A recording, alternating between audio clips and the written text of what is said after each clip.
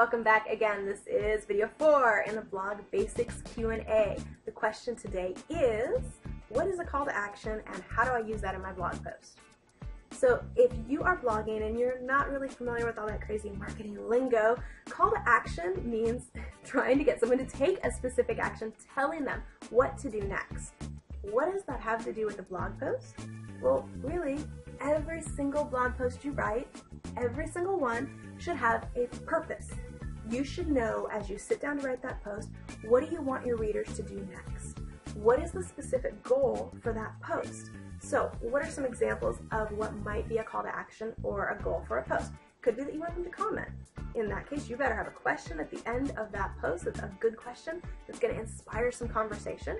It might be that you want them to share the post on social media. Sometimes I write a post with the specific intention of I want to get a lot of shares on Twitter and Facebook.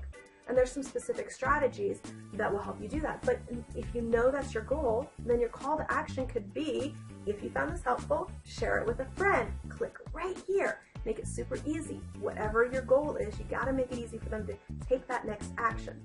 Some other examples of call to action might be that you want them to subscribe to your RSS feed or your e-zine. If that's the case, then you need to, invite them to do it. At the end of your post, say, hey, this is where you can subscribe, put your name and email in this little box, get on my list, tell them why it's going to benefit them, let them know why if they love that post, they're going to love the content in your e-zine. Give them some reason to subscribe.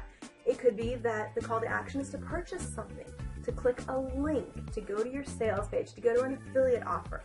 If that's your call to action, make it super obvious. That needs to be big, bold, obvious.